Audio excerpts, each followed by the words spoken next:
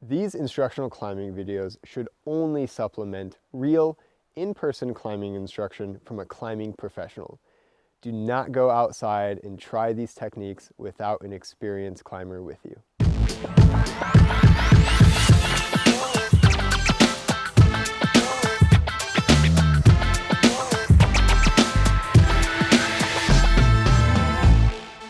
Hey there, my name is Rod Koshev here with SOKO Outfitters, and today I'm going to show you how to tie a follow-through figure eight.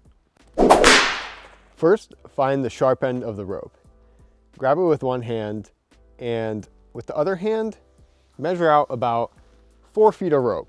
That's about an arm's length and a half. From there, drop the sharp end of the rope.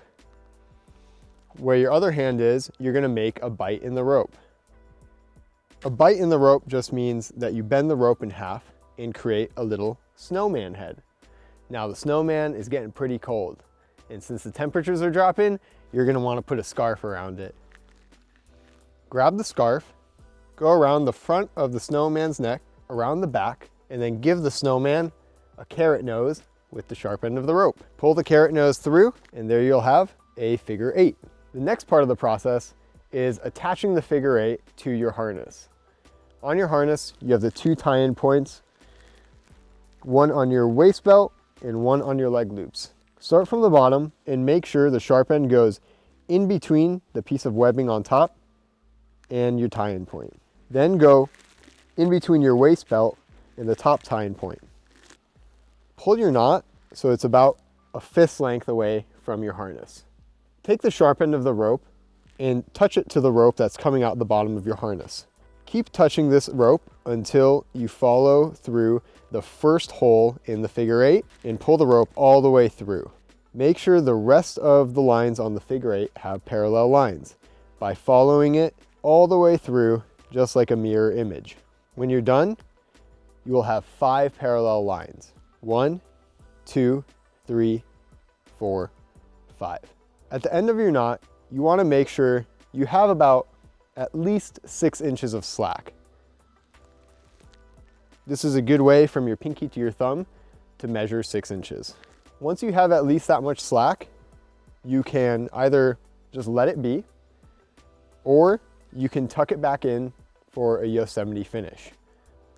For a proper Yosemite finish, you want to make sure that you go through the hole closest to your harness instead of the one on top. Take the sharp end of the rope and put it through the bottom and pull it snug.